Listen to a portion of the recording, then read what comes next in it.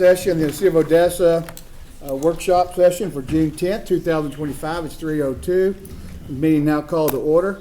I'm going to ask Councilman Cannell to lead us in prayer. If you don't mind, if you're able, please stand. Certainly.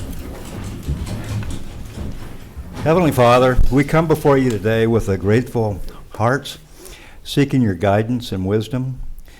Grant us a collective spirit, united in purpose, to solve challenges and bring lasting solutions for our city's growth, infrastructure, and the safety of all who call Odessa home. We recognize that families and businesses depend on many of our decisions.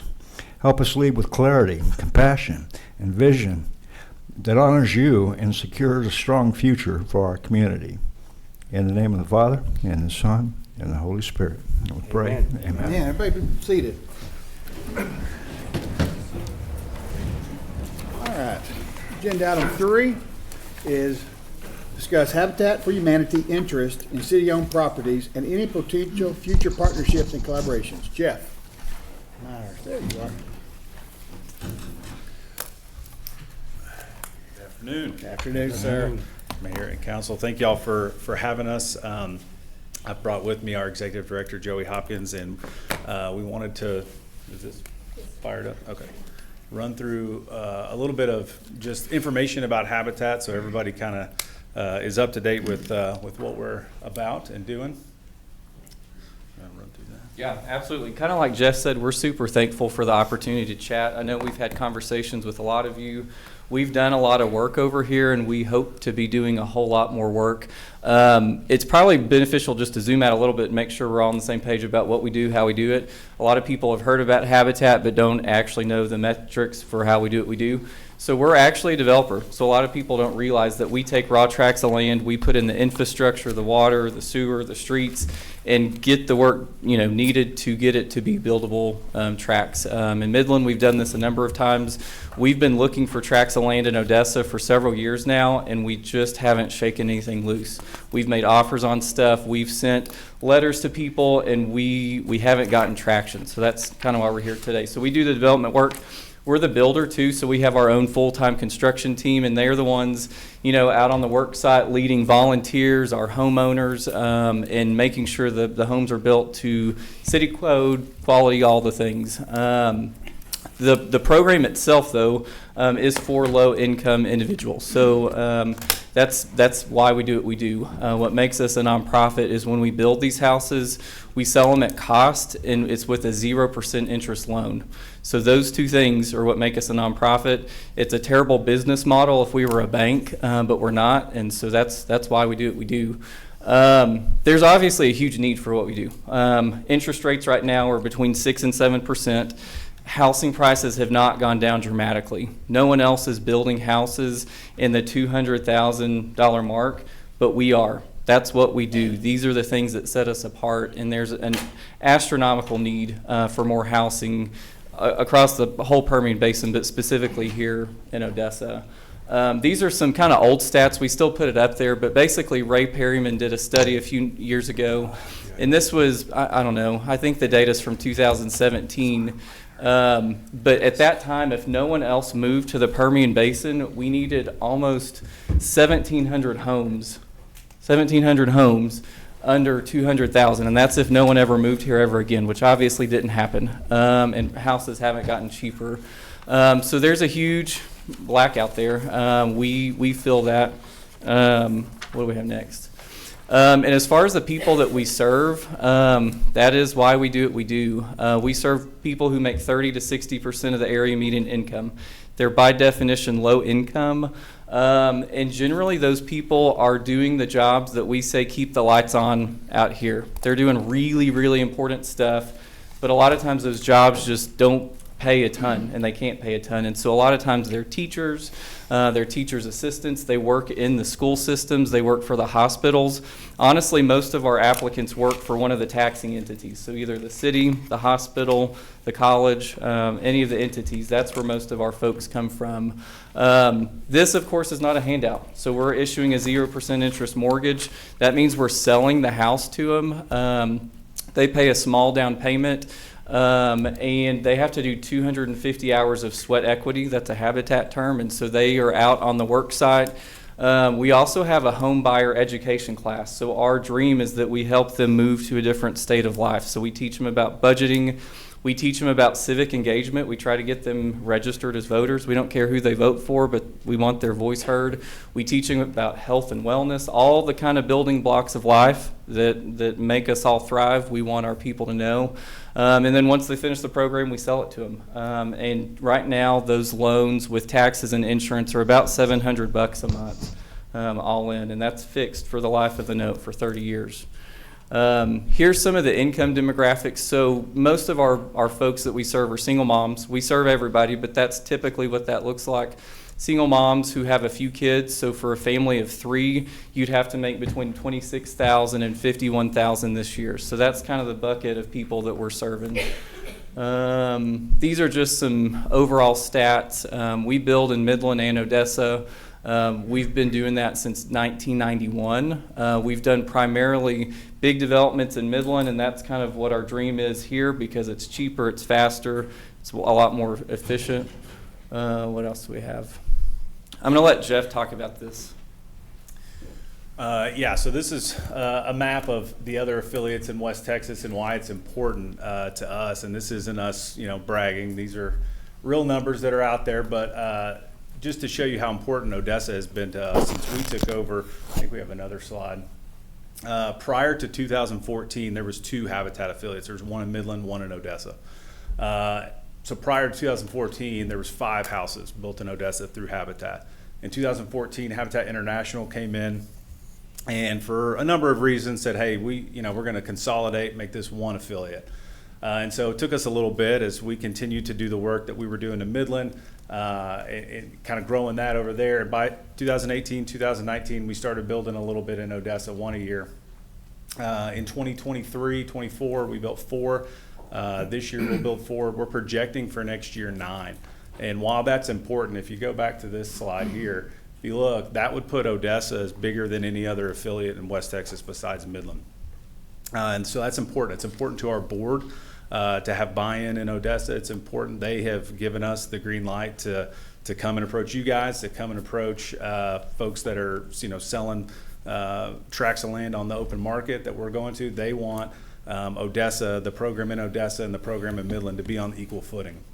And so this next year we're projecting 9 to be built in Odessa, and as you can see, that would almost be more than anybody else in West Texas combined. And we're really proud of that. We're really proud of where we work and where we live. Midland, Odessa is a special place where it's a very philanthropic place. And so I don't know that would be possible in other communities, but we're really proud of that we again, we're 6th in the state of Texas, and those are cities you've heard of that we're behind: San Antonio, Fort Worth, Austin, Houston, and Dallas. But nobody in our income bracket, in our budgetary bracket, builds more than we do in the state of Texas, and we're really proud of that. Again, this is what we're projecting to do in 25 and 26. And what I'll tell you about that is gonna, if we do 9, which is what we're projecting, is gonna put us down. We've got about 11 lots left in the city of Odessa. That includes the lots that we bought from the council, not too long ago. The 7 lots there along University that we'll start building on here in July. Our fiscal year actually ends June 30th, and we'll restart a new fiscal year July 1. So that would leave us with about 2. So we were talking about this yesterday, kind of our burn the boat strategy. We're going all in. And the only way that we'll continue to have that 26, 27 number continue growing is partnering with the city, partnering with whoever we can to get some of those either infill lots or bigger tracts of land. What is a partnership with the city and Habitat? What does that look like? Again, it makes home ownership possible. We're talking, I know Mr. Mitchell's been to some of our dedications. A brand new 3-bed, typically we build 95% of our homes are 3-bed, 2-bath, brand new home for around $700 a month. Now, if you were to look at rent in Midland, Odessa for a brand new 3-bedroom, 2-bath apartment, it's going to be pretty far north of $700 a month. And it allows us, again, we're building homes cheaper than anyone else in the market because we do it, for no profit, obviously. And we're turning, if we do, come up with a plan to get some of these tracts donated, we're turning unused city lots that are generating basically nothing into tax generating subdivisions, right? So we talk about some of the tracks that we've talked about. All three of these there's three tracks we're gonna go over. All three are ones that we've, kind of been in different levels of talks with the city before. This is one that I think when we really started making a push into the city of Odessa was 2021, January of 2021. And the city said, hey, what about Rochester Avenue? And we were like, absolutely, yes. Where's the pen? We'll sign the paper now. But as you can see there, Rochester's down south side of the city, close to Interstate 20, right off of Dixie Boulevard there. Those yellow stars there are Habitat homes that are either done and we have a homeowner in or are currently being built. So that's one on Odessa Street. We've got 4 on Snyder Street, and then another one there on Monahans. And the 4 on Snyder Street is something we're really, proud of and really excited about because of the positive impact that we're making in that neighborhood specifically. Those are 4 owner-occupied homes with families that are going to go in. That tract is right there. It's about just over 7.5 acres. The city's owned it for several years. You guys probably know this. When we originally talked to the city, this is a scan. I apologize for the way it looks. So this is a scan that we got from the city's engineering department. So the top there is Odessa Street continuing, and then south of that is Seminole Street continuing on. But that's 42 lots.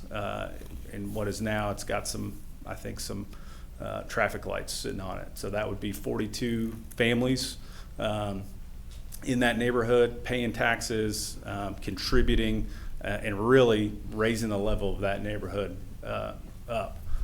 That's kind of our biggest one. Then another one that kind of a little bit of history. When we started talking to the city, he said, well, if that doesn't work, what else, would you like? And so one that we have talked with a little bit about, this is in a different part of the city. So this is a little bit on the north side. So that's 51st Street in Tanglewood. Kind of some apartments surrounded that. That's a 4.8 acre tract there.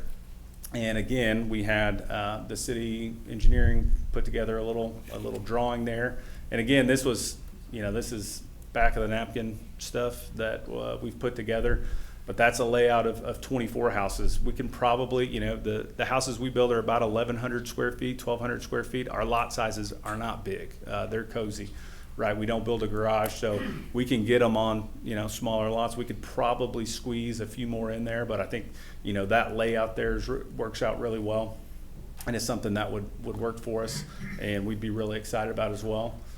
This last one was another one that we talked to. Kind of funky looking. It didn't come out right on the slide there, but it's kind of a pie-shaped piece there on Devonian, just north of 52nd Street there. It's about 2.5 acres, almost 2.5 acres. Again, we had a civil engineer that we work with draw up a quick tract. This is, I don't know if there's a date on there. That's a few years old that he drew up there, but just a quick idea. And again, 2.3 acres of city-owned land that's generating nothing right now. That would have 15 houses on it, and helping to generate some income, property tax for not only the city but all the taxing entities as well. So, like I said, since 2021, we've really made a concerted effort to be back in the community, and that includes funding. We always tell people it takes 3 things to do what we do. It takes land, it takes money, and it takes volunteers. We've got the volunteer thing pretty down pat. That works really well for us. It's a process that we've done really well with. The money, this is a testament to that. We've also recently hired a development director. We've never had a development director on staff, but we've got a new development director who's out seeking new money, new relationships. And these are some of the companies and the organizations that we've worked with already in Odessa. The Permian Basin Area Foundation just granted $200,000 specifically for Odessa to be houses to be built in Odessa. So that's an organization that will continue to go back. They were really excited about doing something here in Odessa. Same with Oxy. We approached them. They wanted to come out and do something And with their, everything they've got going on out of Pinwell, we said, hey, this I think makes sense. Instead of doing something in Midland, let's do something in Odessa. And that's what they've done. I think this is their third house we just built with them. So we're really excited about the folks who are excited about what we're excited about and helping to grow what we're doing in Odessa. Again, this is our motto: it's changing lives through affordable home ownership. There are I thought about putting a slide in here that had all the other city-owned, tracks that we would be interested in. I don't know if we have time for all of that. There are several, and I think those were kind of the top three that we had in mind. But I know when we talked to Mr. Smith and Mr. Morton about a month ago, they were like, "We'd love for y'all to share this with the council." So I think that's it from us, but we'd love answer any questions that you guys may have. Jeff, first of all, let me thank you and Habitat for what you do. Just a curious question on my part. So you build these homes, it's affordable cost to the people that buy it, and 3 years later, they move out. Yeah, great question. So we when we finish a home, sell it, we close at a title company. We're the mortgage company. They make their mortgage payment to us. The house is in their name. They own it outright. Now, again, the payable note's about $110,000, $120,000, depending on the size of the house. I think the latest one I don't know what our latest appraisal was. So the latest one we had appraised here in Odessa was $215,000. So that's something we're really proud of. They don't pay that though, right? So there's a gap in what they pay and what what it's worth. So we protect that. Someone long before us came up with a model that protects that with what's called a silent second lien. So for what they have in equity, there's a lien on that if they were to sell that house, they would have to realize that lien and pay that back before they could move out. Now, I will say we've done 203 houses now. We have our mortgage portfolio is about 130, 140-ish. We've had about 60 to 70 of those who have paid those off in full. So that's whether that was, they just paid it off over time or they paid it off early. Very few of them move out early. It does happen, but when it does, it's typically they've outgrown the house. They've been in it for a number of years, 10, 12 years. They sell it. They realize all those liens. We get a little bit of money. They get a little bit of money for a down payment on a new house. But, I would say anecdotally, very rarely do they move out, especially early. Okay. Again, with the way that our program works with the sweat equity, with the time that they put in kind of on the front end, my home is important, but I think these homes are even more important. And so we don't see a lot of them moving out. If they were, though, there's nobody's going to come in and flip it. We protect that so that doesn't happen. Okay. Thank you. Good question. No, that's a great question. Hey, Jeff. Yes, sir. You and I have been working on this since '71 when we first met. So help me out right quick because we talked about a lot of things over the last 5 years. Yes, sir. One of them is on Rochester on the frontage road. Besides the piece if you'll put that slide back up. Yeah. That piece that you guys have identified there. Uh-huh. Now there's another piece right below it across from the maintenance operation Correct. that we talked about when Oxy did the deal in Midland. Yeah. And Oxy didn't, I don't know what happened with that whole scenario, but I just don't think I don't know what happened, so. Yeah, so if you look there's a street there that's like an inch long on the map up there. That's Seminole Street. It dead ends, and behind that maintenance shop, that's that little strip all the way to Dixie's owned by the city. And we had asked, hey, could we come in and take that? We'll just run Seminole, just like Odessa Street above it, all the way in and build, quick math, I don't know, several houses there on either end. Well, we were told at that time, which probably makes a lot of sense, is that you guys would reserve that in case that maintenance shop needed to expand. That wasn't a top priority. Now to the, I guess south of there, just west of that maintenance shop, that is some land that's owned by a trust, a local trust that owns a lot of land throughout the south part of town, which is the Tom Davis Trust. We have kicked over every rock in West Texas trying to find someone from the Tom Davis Trust who we can talk to, and we have been unsuccessful. But I think they own that frontage there on I-20 as well, which, you know, we wouldn't, that's more suited for commercial or something there. Right. But yeah, that in there, kind of above the maintenance shop there is one that we had inquired about, but at the time the city said, you know, we'll hang on to that one. And that's kind of when they said, hey, this, you know, Rochester right across the street maybe makes a little more sense. Yeah, well, I mean, I know there's a lot you're talking. I've been about 100 times. Yep. So the other piece was 51st and Tanglewood. Now, I know we looked at that and we tried to give that to you, but there's a problem with the mineral. There's a lot of mineral owners there. Yeah. I remember that conversation distinctly, that Yeah. there was no way to trace all them down. Yeah, so. Because it's in the McKnight Right. family And so. and the Houston Endowment. Correct, which is a lot of, you know, red tape and a lot of, you know, kind of legal stuff. At the time, I know previous city staff had gone to the family and told them, because there's a clause in there, and I think It's Mr. a Ginger may know, clawback clause, that yeah. says, you know, it has to be used for municipal purposes, Yes. right? A park, a fire station, which you guys have done on other tracks. Right. And so at the time, city staff went to the family and said, hey, we're looking at it for habitat, you know, we're not selling it to a for-profit builder or somebody like that. And at the time, they had said they were agreeable to that.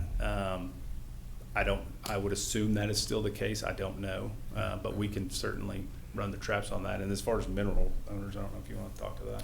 Yeah, so I'm not an attorney. I know we got several in the room. I used to be a title lane man way back in the day, and we used to have kind of a bulldog attorney on our board who worked for ExxonMobil. And really one of the things that I get most excited about in the city of Odessa is the amount of land that is unutilized. Midland doesn't have that. It is specific to Odessa. Now, I know that we have drill site designations, and that's pretty tricky. I know 1 million people have chased that out, and there's a lot of different opinions. But based on the opinion of this attorney at ExxonMobil, she does not think this is an issue at all. A lot of it has to do with where companies can drill now. They don't need to drill here, and frankly, they're not going to, because that's a nightmare in the making, right? And so with horizontal drilling, it has opened all this up to the point that it's not really a big deal. We're going to need a title company that will stand behind that, because we insure title. I have zero doubts that we can do that. But there's so many tracks. Even we were here last week doing the trash pickup, and I think one of the tracks that we were picking up was a drill site. And we were thinking, man, if we could just get these people to do something with us, we'll keep it clean. We'll build some houses. But that is one of the issues. There's some drill stuff that in Odessa, there's a designation in your zoning that's unique to Odessa that is a drill site. And so there'd be some stuff that has to be done. But based on an attorney who a lot of people are scared of, she doesn't seem to think there's any issues. Again, I'm not an attorney, but that is one of the challenges we'd have to work through. Yeah. Dan, let me ask you a question. What would it take from a practical standpoint to do that? Well, we have Steve Posick who does our oil and gas bars. So we could probably make a phone call to him and get him to check this out for us, and so that the city's well represented and we're protected. So we could get him to check it out for us, and he could send Keith Becker to look at it. Keith Becker is the title examiner, landman. So that's what I would recommend that we do, Mayor. Okay. Well, we probably need to put it on the agenda because we can't do anything in the workshop, but Yeah. I'm excited about the opportunities. I mean, raw land sitting empty is a waste of land, right? I'd much rather have people living there. And I think we do have a shortage in Odessa, workforce housing and affordable housing. So I'm interested in moving forward. From a practical perspective, I'm not exactly sure how, but I mean, I think it's something I want to explore and see if we can take it to a vote, because I think it's a great idea.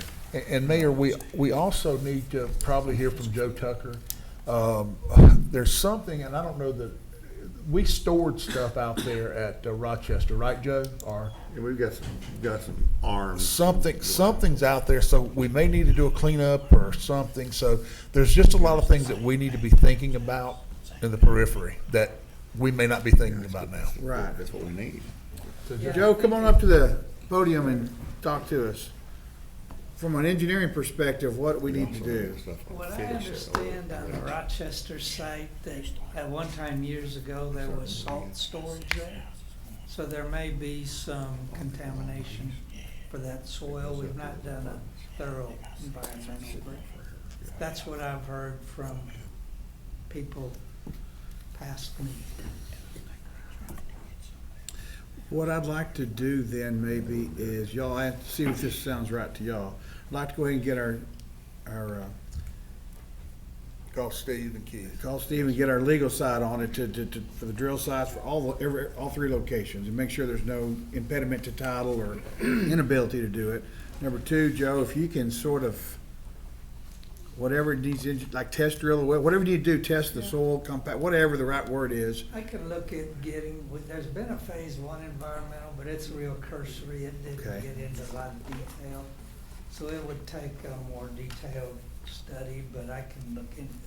I'd like to be able to do everything on our part, so when we're ready to discuss it on a council meeting, we'll know all the ins and outs, and we'll be able to have a good discussion, make a vote if that's for the council's decision. But I do think we ought to move forward. I like your idea. I appreciate the hard work that Habitat does. To get more housing for Odessa is a win-win for everyone. So I think we move forward with anything that needs to be done. I'm just not sure what needs to be done from a practical perspective. No, I agree. I'm curious about timelines. How long do we need for the attorney? How long do we need for Mr. Tucker? What does this look like? I would say probably at least a month. It's gonna take you a little bit of time. Yeah, Yeah. it's not gonna just happen overnight. I get that. I just setting some expectation. Yeah. Well, Don't get too hooked up on it. That title search can take, Okay, 6 months, a year. could take a long time.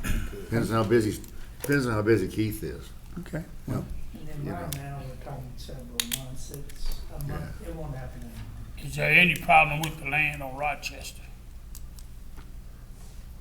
Not that we know of. I don't know it either.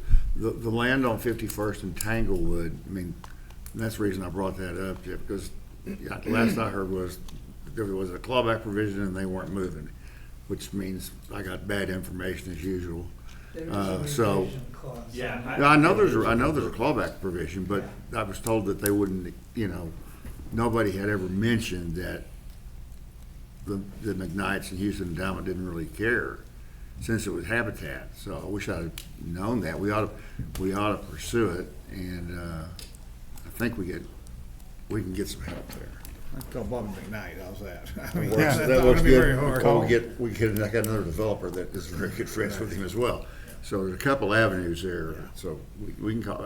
I can't see Bobby caring about that Yeah, I know. because you can't put a rig on it. There's no way. Right, they do horizontal drilling nowadays, so they wouldn't dare, I don't think they'll drill in the neighborhood that's surrounded by three sides by houses.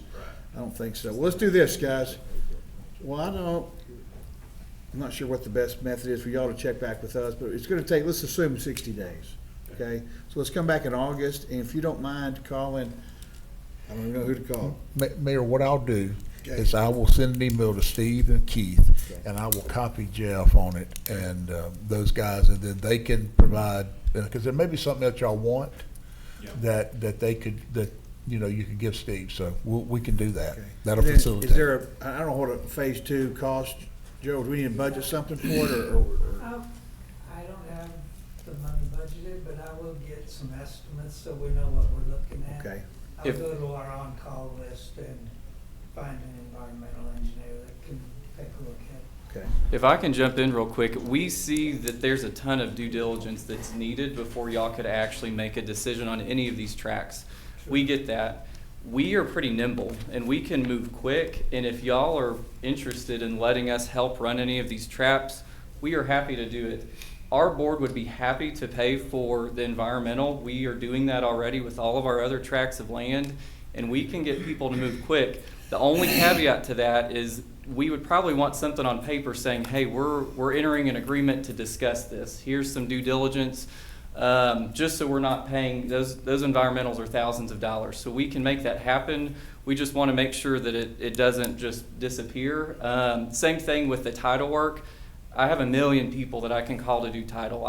We have title companies that we're already working with. Y'all would need to, look at everything we provide and feel comfortable with that. But we know that y'all have a million things going on, and this is one tiny little part of it. We're obviously the most motivated to move quick because we're excited about what we're doing. So if I would just ask if y'all might entertain some sort of like memo of understanding to do due diligence. We can run this out. We can find the things that you need, and it may be that there are roadblocks that we can't jump over, but I think the good thing about that is we would know for sure, and y'all would know, hey, this tract of land nobody can do anything with because of this. Dan, we need a memorandum, we need to vote for that memorandum. You would need to, so that would be So 2 please weeks add from it, now. yeah, please add it to the next agenda. We'll do a memorandum of understanding. I mean, we'll need to discuss it and vote first, obviously, but assuming it's favorable, then at least we'll have that, and everybody can move forward on the due diligence side while we investigate any issues on any of those 3 tracts of land. If y'all are open to it, I think we could get really excited about that because we can run the traps. This is what we do. And I think we can do it quicker. There's no reason to rush, but I think we can do it quicker and save y'all a bunch of time because we know that y'all have all the things you're working on. Dan, that might be, if that's okay with legal, I think that'd be better than going to Steve and Keith, because, Yeah, because they're backed busy. up. They They're really are. busy right now, I know that. They are. We can do that. Okay. Yeah, let's do this. We're gonna put it on the agenda for the 24th. We're doing MOU. Okay. Depending on the outcome of that vote, we may be ready to move forward 25th. Okay. We'd love that. Okay, thank you, Jeff. Thank y'all very much for y'all's Yeah, I presentation. appreciate the 3 new homes over on Lindy. Mount Snyder. Snyder, yeah. Y'all don't know, but I just live 2 streets over, so I ride every day. And I popped out and said, man, there's 3 new colorful homes over there. So I really appreciate y'all bringing those over. Thank you. You're actually happy?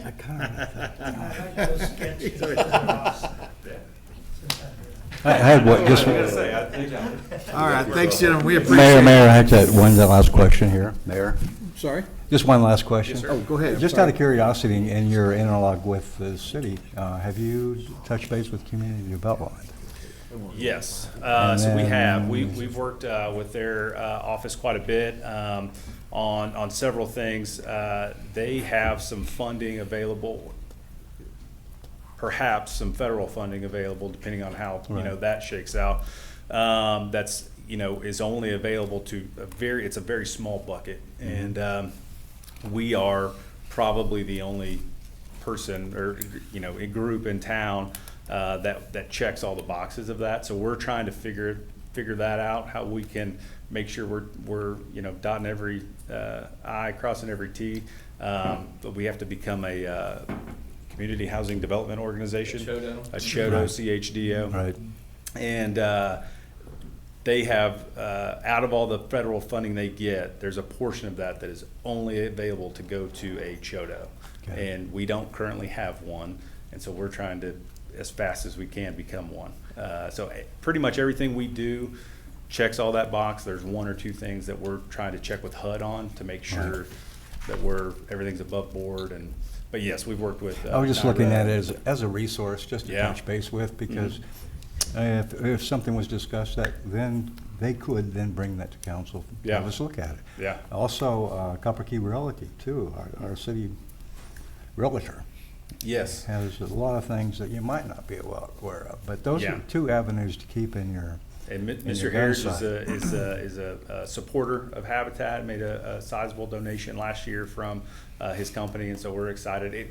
We worked with him to purchase the lots Right. that the city had there on University. So hopefully in the next few months, y'all will see some houses going up there, and our sign will quit getting blown over. thank you. Yeah. Thank y'all very much. All right, thank you, I appreciate it. Moving to agenda item 4, discuss amending the impact fee ordinance and all other options available to the city of Odessa to help Ector County avoid paying impact fees on the new courthouse, library, park garage, plaza, and other developments in the city limits. I see Judge Fawcett, Mr. Henderson out, and we may call upon you guys because this is a little outside. Well, other than spelling impact fee, I don't sure know anything about an impact fee, so. You don't want us up here? I think so, don't you? I mean, what's the ask? And then Yeah. that way we're all on the same page. Sure. So we sent over a draft memorandum of understanding and a local agreement between Ector County and the city of Odessa that really asks for 3 things. The first is de-annexing all county properties. and we can go into that. That's actually the next agenda item. The other one is to waive impact fees. We know that there are impact fees for any new development, and we think that, the purpose of those are for new developments. They're not necessarily to rob Peter to pay Paul in terms of one taxing entity passing over funds to the other. And then what was my third one?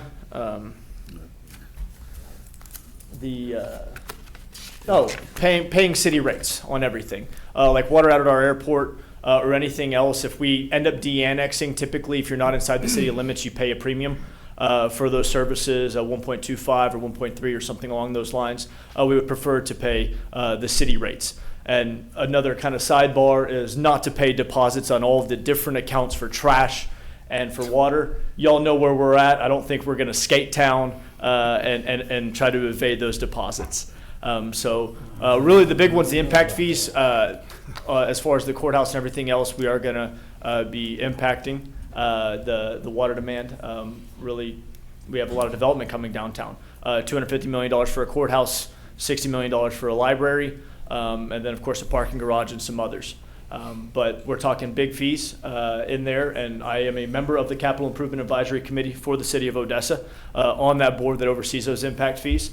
And I don't think that that is the intent of the CIAC committee or of the council in previous years in initiating impact fees for the county to be paying those. And so that was part of it. And then as we go on to the next agenda item in terms of the de-annexation, the purpose for that, and it really came about over the request by city staff to annex the new juvenile detention facility. Our current juvenile detention facility off Yukon is not inside city limits. They're requesting us to be annexed in order to provide city services out there. We don't see an intent of any purpose or any benefit of that. All it does is bog down our team to have to worry about the annexation process. It bogs down your team whenever really all of this is about hooking up to water lines that are along Yukon. We can handle all those conversations offline. But then for the rest of our properties, we included all of the properties inside city limits just because we already have to have all of the state required architects on top of all of these things. We are a government entity who has a larger population we serve than y'all, just so we know, who already have to check all of these boxes. And so for y'all to allocate city staff towards looking over our shoulder, and while the processes have been ensured that they're less than 30 days, what if we already went through 30 days of due diligence on our end and then we got to now wait an additional 30 days for y'all to okay a permit? Well, 30 days in development could mean a change in the price due to a tariff. It could mean a change in a lot of things. And so any additional day for these projects, and you've seen the list of them, we have a lot going on, whether it is the courthouse, the library, parking garage, juvenile detention facility. We have a new cemetery coming around. Our morgue, we're looking at an expansion. We have Coliseums, Barns B and C that are being looked at. But then the rest of our properties too. Again, if we want to go do a little project in-house, going through things outside of state law, again, we will comply with state law, of course. That's what our legal obligation is. But anything that's above that is just a city ordinance that, again, it does not behoove both parties to be double checking each other's work. We just don't think that's good use of taxpayer time. Thanks, Judge. I'm gonna have to call on Dan because some of this is way, I don't know anything about impact fees or all that stuff. So Dan, help us understand better from the city's perspective what we can do. I mean, what are the parameters of what we can? Well, first off, the city can charge a county impact fees. We can do that. I believe it's there's two exceptions that we have now in the ordinance, and I believe what is it? The low homes. What is it? The low. What is it, Joe? The low homes, and then you have low income housing, and then and public schools. Public schools. So we have that. So I think my personal opinion would be to, instead of signing an interlocal, would be to amend the ordinance to whatever they're going to build, so that we would not only have those two exceptions, this would be another exception, whatever the county's going to build. Okay. I mean, that's the clean way to do it. I mean, David would have the power if we charged them impact fees and they could appeal. He would have the power to waive them, but I don't think it's fair to put him in that position. Council, questions, thoughts? The only thought I've got is that I just remember when we did that, and Councilman Vasquez will probably remember it too, is that we talked about commercial development coming in and wanting those waived as part of a economic development package. So, my only fear there is I don't want to set a precedent that we waive impact fees. I think we would get ourselves in a box, because it's a good source of income for us. However, this being A government, yeah. like the it- school it's district, different. I think I can get around that, but, because I was thinking we probably just do an interlocal would be the better way to do it. That way we didn't get in that trap. But maybe I'm just trying to be scared of the closet. I don't know. Well, in my opinion, I think probably just amending the ordinance would be simpler. Just, okay, you're gonna build a courthouse, you're gonna build a library and whatever else you're gonna build, and basically lay that out, that this is what they're gonna do, rather than trying to get into an interlocal or something like that. That's just my thoughts, though. Just what they're asking for, right? Yes, sir. That would be my advice and my opinion, to This is where it's just to gonna give them what weigh they're asking Buildings for. that they're doing. Would that include, help me understand, permitting's different than the impact fee, correct? Correct. So Right. is that part of this, another ordinance, is it the same ordinance? No, permitting is different. It's Different. it's a different ordinance. That's a completely different animal.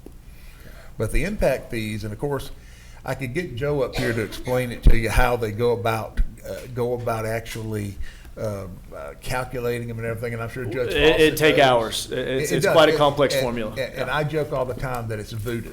It's almost like some kind of voodoo formula Yeah. that they come up with. You got a 3/4 inch pipe versus a 2 inch pipe. You get this and that, and so there's a million different ways to look at it. But ultimately, though, if you're wanting to help the county out, I think my personal opinion would be to just amend the ordinance for whatever they're wanting to do. So why would we be that specific? Well, I mean, you could just say exclude Ector County from County whatever. projects. Yeah, you could do that. Whatever y'all want to do, I I mean. mean, because then we we've could do set the precedent for the courthouse, if we're gonna waive it once, why wouldn't we waive it again? Yeah, we don't want it to come back Yeah. multiple times. So whether it's an interlocal or in y'all's ordinance, either way, if it's excluding all county projects, the same way you do with the school districts, where it's, So does that mean including inspections of everything, electrical? so that'll have to be a separate thing. So the impact fees are not on the permitting side. That we can get to that next agenda item. That'll be a separate bucket that we can address. And that one, again, can either be done by interlocal agreements or a bunch of other ways. Interlocal agreements, I'm a fan of because they supersede all city ordinances. They are a super kind of natural power that local governments have to operate within one another, within one another for the public good.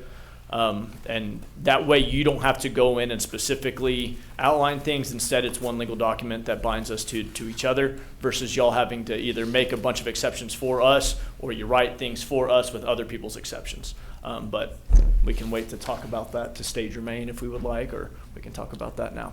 Mayor, I have a question for Dan Jones. Yes, sir. Just another idea, open for conversation. Can't the county submit a formal exemption request to the council and we simply approve it? Well, the way the ordinance is written is that the impact fee would be assessed, and then it would go to David, the city manager, and he could waive it or not waive it. So that's how it would be appealed to him. And if they didn't get the answer they wanted from David, then they would appeal it to y'all. So I'm just trying to make it simpler, to make it more, so there's no surprises on Judge Fawcett's end. That's just why I'm saying, you would probably be better off just amending it and saying all county projects or whatever whatever y'all think.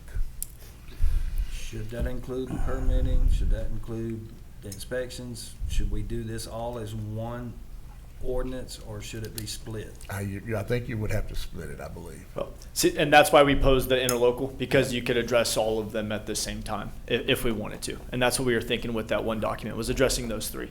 Was addressing the permitting, addressing, which really, in order to avoid permitting, rather than going through the gamut of permitting, by de-annexing all of our properties, then we don't have to go through, hey, we waive this permit, we waive this permit, we waive this permit. Instead, if you de-annex all of our properties, it's not underneath your purview, you take no liability. We still have the interlocal to where y'all continue to provide the services. We still pay for all of the services as we expect, but y'all just don't have to spend city staff who's already overburdened with all of the permitting process on providing us permits. That's why we thought de-annexing was the cleanest, then also saying that, you know, the county's not subject to impact fees by entering into an interlocal. You don't have to amend that document. You also don't have to amend any of your ordinances. That interlocal supersedes all, and we're good to go. So let me say where I'm coming down on it. I don't, it seems like to me waiving the impact fee is a great idea. We don't want the county to pay us back, another government entity pay another government entity. The permitting, probably wanted more discussion. It seems like a good idea, but it's so far outside of my understanding that I don't want to speak out of turn. The de-annexing, I need to know the pros and the cons. That was a little more, it seems like it has a lot of meat on that bone, and I need a little more understanding before I want to agree to that. Because I don't understand it. I mean, I understand what it does, but what is the effect of it, the pros and cons of it? That's what I don't fully. Mayor, historically, if a city de-annexes a property, usually that means they get no more services. But in this case, Judge Fawcett is wanting the county to still get water, still get trash pickup, still get basically everything that you have now by being annexed. Yep. That's what he's wanting, though. But again, you're going down a road that I think you may be setting a dangerous precedent. You know, that it may be the next thing you know that the Ector County schools over there, they now want to be de-annexed. I don't know that, but there's a million things that could possibly go wrong with this. I don't think there's a positive to being annexed in city limits. We're not paying property taxes, right? But we're still receiving the services. And all it does say for the annexation of the juvenile detention facility, all it does is make us fill out paperwork and your team fill out paperwork. You're going to provide the services either way. You've already been providing the services. So it doesn't change any rates or anything. It just adds bureaucratic work. And that's what we're talking about. And then the purpose in de-annexing is that way we don't have to come in and either say, well, waive the fees if we do an expansion at our medical examiner's office or anything else that we decided to take on in-house. Sometimes those projects pop up like that. And for us to go out and RFQ an architect or anything else to satisfy some of y'all's requirements, whereas we can do it much more expediently in-house or even have our building maintenance director use our contracted master certified electricians and plumbers and all of these things. We can take care of these in-house. Otherwise, we get in a stall where we either get tagged by y'all. I mean, a little anecdote, my first day in office, I was sworn in January 2nd, 2023. Literally after the swearing in ceremony, our building maintenance director pulled me over and said, hey, the city just red tagged us because we are not in compliance with the fire marshal for our federal jail that has now been shut down for several years at the courthouse, of which we have no personnel there. We are using it for document storage for the district clerk's office. What does that mean? We then had to have 24-hour surveillance of this facility that the county paid overtime for these folks to watch this facility that was literally vacant. Those type of things is what we want to avoid. There's no purpose in that. I wasn't sure why, of course, on January 2nd, first day in office. Was this a shot across the bow from city government? I don't know. But those are the types of things that don't quite make sense that we want to avoid. With all these projects going on, we're juggling quite a few projects. And just to move that out of the way, we will comply with all state standards, federal standards. The de-annexation is literally just to avoid y'all having to apply exemptions for every single project that we do and having to come back at this. We think it is the cleanest way. Again, you're not generating any ad valorem and you're already going to be providing the services. The annexation part of there's no pro for the city. Really, there's only cons in city staff. I'm going to call on city staff for a question. Does anyone have their own opinion of pro or con? I mean, I feel like I just don't understand it enough to make a comment. Oh, I hear what you're saying, and it makes sense. I just feel like I don't want to do the wrong thing because I didn't understand or we don't know. Does that make sense? Absolutely. I mean, I just don't know. So I love Joe. Don't worry. I won't get upset if he counters anything we say. Depend on our professions. Yeah, exactly. Joe, help us out. I get along fine with Judge Fawcett, but I personally am against the annexation. our typical stance says we don't serve utilities, we don't serve trash, anything that's not in the city. When we've had requests for water and sewer service outside the city, our first response is, as soon as you annex, we'll serve you. And that's just how we do business. And generally, that's because if they're not annexed, they're not paying taxes. Well, we're not paying taxes to you anyway. The current facility is not in the city limits, correct? Juvenile facility. Correct. You're moving it over, I mean, it's offsetting it basically, we're building a We're, new we're one. mirroring it around that facility to the east, a couple hundred yards. But you still need water? What's that? Still need water? Still need water. Crazy. Still need water. The current facility has water and sewer, but that was done years In the ago. fifties or something, yeah. And yeah, that's not the policy today. So Joe, we'd have to make an exemption in this case, assuming a de-annexation, which we don't typically do. Okay. I think the key here, these are public infrastructure projects. This is a little different. Important. Right. That's why I just feel like we need to, Look at it. we want to help the county. I just want to make sure we don't get ourselves in a trap. That's the only thing I'm talking about. I agree in theory 100% what you're saying. I just want to make sure we don't create a problem by trying to help the county. So that's my concern is are we setting a precedent? Are we doing something? And so if we are, what's the easiest way to do it and accomplish the same results, right? We don't want to, I mean, we don't want to slow you down. We don't want to impact fee. We don't want any of that. I just don't want to go down a path that leads us into a trap. I'm all So, for helping the county, I agree with that. But I think as far as permits coming through, we can try to expedite them. I don't believe we charge fees for county permits. Right. So But- we're already doing some of that. Yeah, and on expediting, I mean, great, but again, why? If we're already going through this process, a government agency has already signed off on this, and a registered architect, AIA Architects, has already done this. Why would you use limited city staff to double check our work and stall us 2 weeks if it's 15 days, which is a great thing that y'all should be applauded for, down from the 30 days. But again, for what? That's our stance. I mean, unless we're missing a large con to this, but most of it just seems all pros as to why we would move forward with this. The only thing I'd like to say for the public's information is that, you know, we're committed to downtown. We've got a lot of money that we've got buttonholed to improve downtown. So it's, you know, we certainly want to help the county in any way we can, but we've got to find the right way to do it. And I'm like the mayor, I want to make sure we don't get ourselves in a box with something else. And 'cause exceptions are made to be broken, and that's what, anyway. And still, we have an obligation to the citizens of Odessa to make sure that all buildings, whoever they are to our specifications. I don't know, I just have again, we can find a way to do it. I just want to make sure we don't make a bunch of exceptions that we can't live up to, or that, like I said, the mayor said, get us in a box. But we are committed to downtown, I think, are we agree? I am. I'm not going to speak for I anybody didn't want to else. load you up there, but. Well, so on the permits, I think a good example is, say, Tripp Avenue, West Odessa, is a road that we completed phase one. We have a contract out there with Reese Albert to go build that roadway. Some oversight on the engineering, they didn't include 2 of the potholes in it.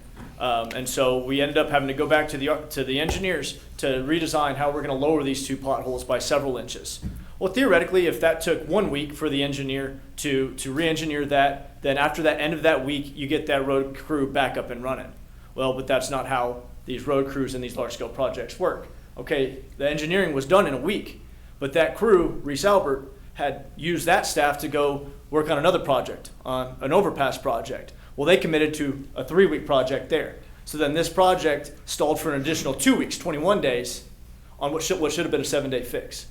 So if we get stalled at any point through y'all's process, what if our DB team then says, let's change direction, let's go work on this thing, and this gets bogged down? And that's where you compound time. We're already looking at a 4-year build. And so every single time you have to come back and negotiate with attorneys or with permits, that's what we're trying to avoid here. And we see it in other projects, and that's really our goal at the county, is always to streamline and find these efficiencies. And the more work you do on the front end, that's why we're coming now, is because these aren't quite here yet, but they will be coming.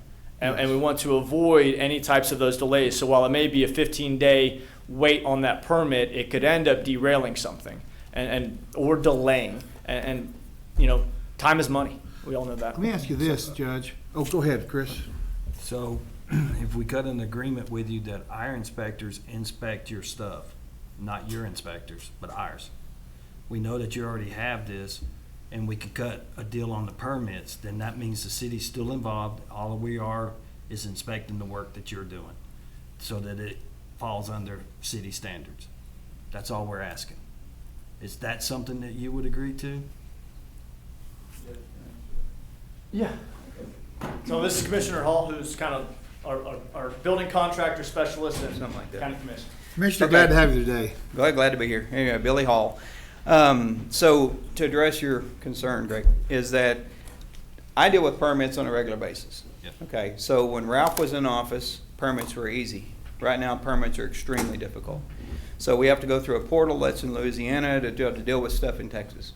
I don't know why that is, but it is. And so my wife can apply for a permit and sometimes 2 to 3 days later get confirmation after she's made multiple calls down to the inspection office to figure out why in the world we don't have a permit issued yet. Used to, when Ralph was in office, I could walk in, sign a piece of paper, he'd have somebody walk up, and I would hand them the information, they would input it in their computer, and within just a few minutes, I had a permit and I was walking out. That doesn't happen today. So what we're trying to do is, I'm not saying the permit office is totally out of bounds. I'm just saying that we're going to have to be dealing with some delays that are going to cost us a lot of time, because we're paying a design build group to be able to come in and do this stuff. And for every day that they have to be slowed down because somebody can't be there to inspect something, or they just happen to fail something that they didn't see, that we didn't see, then we're going to have that many more delays. Well, we already have professional staff on hand. That's what they do for a living. And we also self-insure.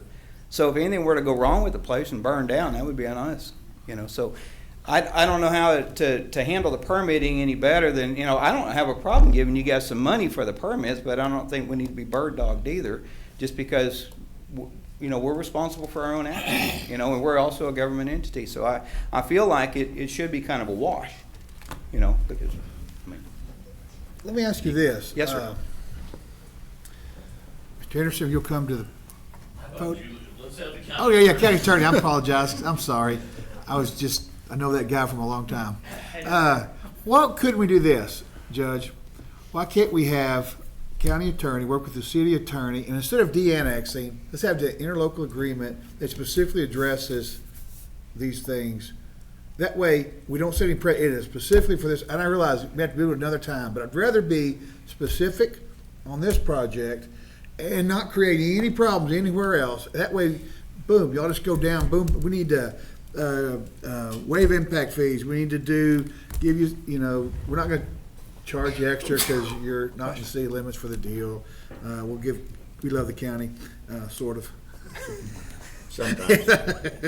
And permitting and all that, and just do it kind of line by line. So it's limited to everything you're doing. We encompass everything though, but we don't have then a developer coming in and say, "Oh, the statute," or "You did this for them," and I just don't want to see that. I want to satisfy your concerns and satisfy your get this project without undue delay or any problems. I just don't want us to have problems later on or some other council because we did something cuckoo.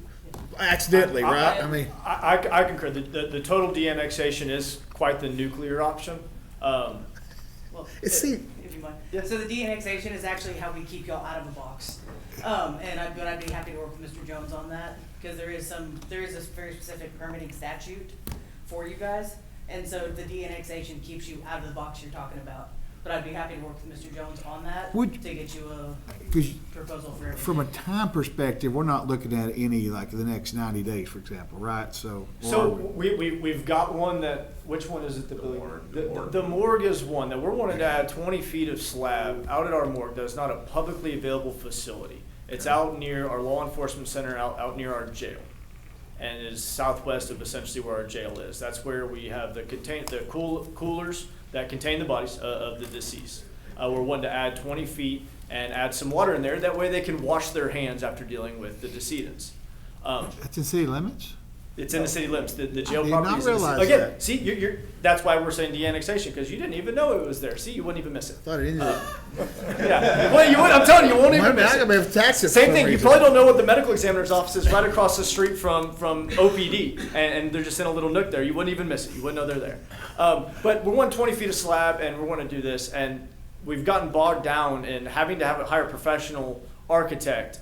Whenever we have professional electricians who can go in and wire this real quick, we can get our professional master plumbers in there to plumb it real quick, throw down 20 feet of concrete slab, add the expansion, be done with it. But instead, we're looking at months that we've kind of spent on this kind of 2 or 3 months delayed on a 20-foot piece of slab for a morgue that literally will only be our medical examiner's office, the funeral homes who are picking up folks, and then the decedents. So I don't think you're going to mind at all.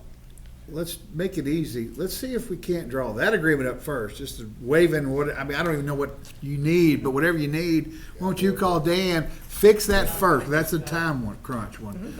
And that way, we don't want, we don't want to screw anything up, but I think it just seems to make more sense to do this from my meager little mind, that if we do an interlocal agreement on this first, and just get whatever you need from us to wait. I don't even know what you need. The ask is, you go to Dan, y'all come up with it, and we'll approve it. I mean, if it's done, we'll approve it the 24th.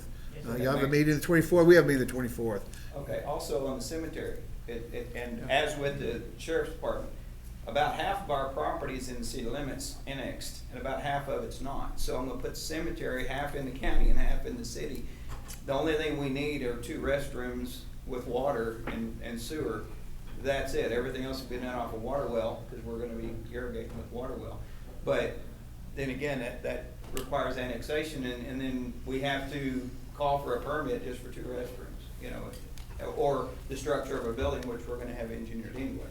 So, it's just a little project, but we're running about 7 or 8, 9, I don't know, however many projects we're doing at the same time right now. So that's why we're asking for a blanket annexation, so that we can just go ahead and move them all forward as fast as we can. And I apologize. I can doing them one at a time as well. So. I apologize. I don't even know any of this. This is the first day I've heard about it right now, so it's kind of hard. I mean, you're telling me a lot, and I believe you. I just didn't even know. I have no frame of reference to even know what to think about it now.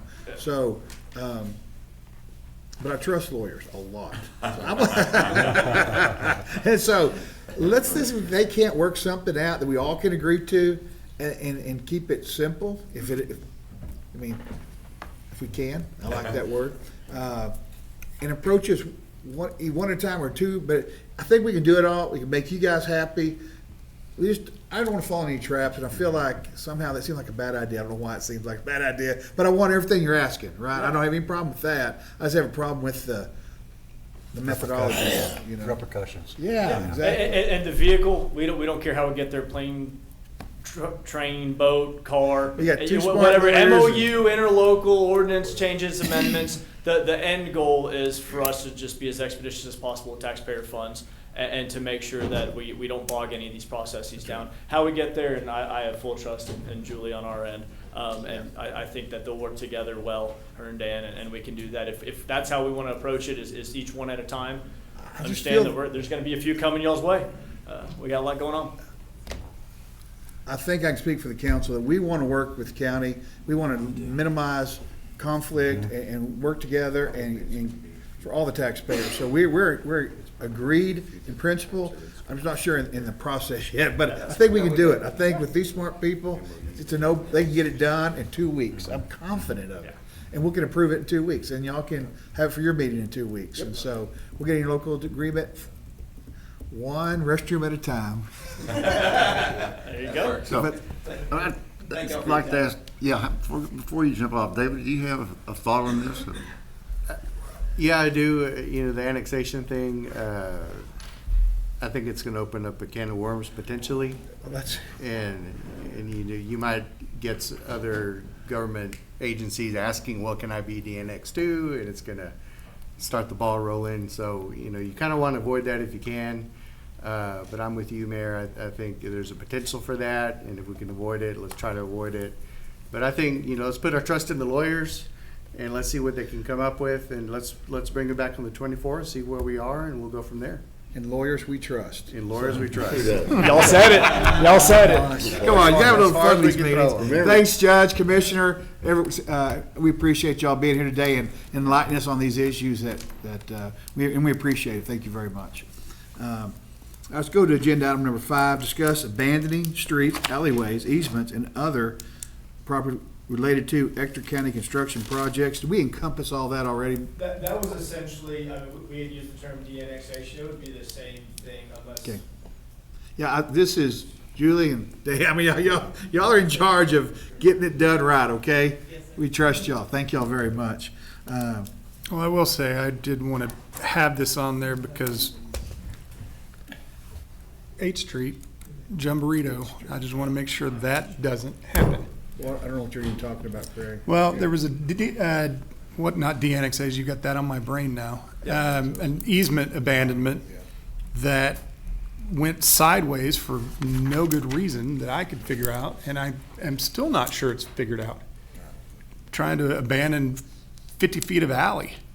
And so I just thought it was worth kind of what we're doing here, starting the discussion to say, all right, this downtown project, we're going to need to, if we started tomorrow and the plan was what it was, Third Texas, Yeah, there's some that's why I walked streets. back up here. There is a separate one different than the de-annexation or any of these others. Is Third and Texas are the two streets that we're talking about. Y'all abandoning will own the property at all four corners. And so y'all seen the downtown models. If not, I can always present them, that we would end up closing down, and those would ultimately be essentially green space. I do want, and/or parking. Judge, I do want to get someone with the county and the city on a downtown. We have, I can't remember, $6 million in the bank. We're gonna do something with downtown. We haven't got there yet. I know. Ooh, parking garage. I want. No. It's my Festival Street money. It's We got enough going to parking. But I do You're gonna want. have to provide something. I mean, I got a list of some projects. Y'all are welcome. That'd be a city project, Judge. But we do want, I think, work together to make sure that everyone's aware of y'all's grand plan, our plan. I mean, we got a master plan that I don't know that's really functional. I mean, I don't know if we've addressed it. I may need to get Liz or somebody to kind of give us up to speed on that and overlay it with y'all's plan. Yep. And kind of see, because Festival Street was going to be, I think, on Jack. wasn't It was Jackson. Jackson. So I want to make sure everything flows together. So whoever y'all's, I guess, I don't know if it's planning and zoning, whoever the right person is, to get with our people. So we are working together. So downtown, it's not, if it gels and it makes sense. Absolutely. Can't operate in silos. This is all going to be a joint project. Yeah, we don't want silos. We want one big playing field. Y'all are going to be the ones utilizing the downtown space as far as the green space more often for events like Firecracker Fandango and everything, and we know that. So we'll want y'all as stakeholders in what we shape that property to be. We think less is more. That way it's open for more events. So the less additions we add, the better. But I think overall we have to all be at the table at the same time talking about this project. It affects all of our citizens, and it's an exciting one that we'll all work together on for sure.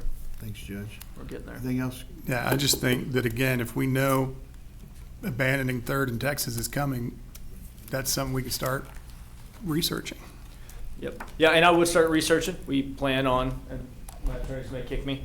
We plan on signing the MOU with the United States Postal Service at the next Commissioners Court meeting on them moving into the bottom floor of our parking garage, them vacating the current premises, and then us building where that current premises is.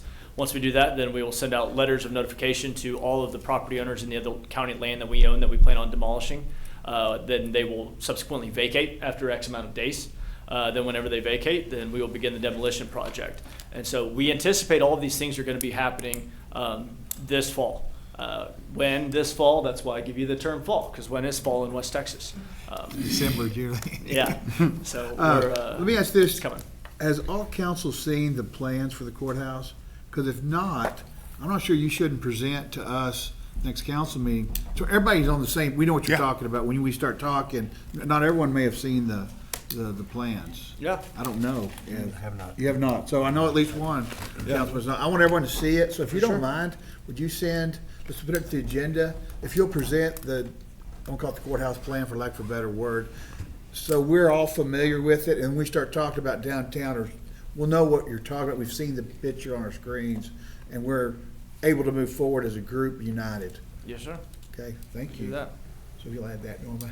Thanks, Judge, we appreciate it. All right, gentlemen, here's my favorite item. Used to be lunchtime, now it's So moved that we adjourn. motion to adjourn. Second. Is there a second? Second. Oh, Chris, Councilman Haney, all in favor say aye. Aye. We're adjourned. Thank you everyone for being here today.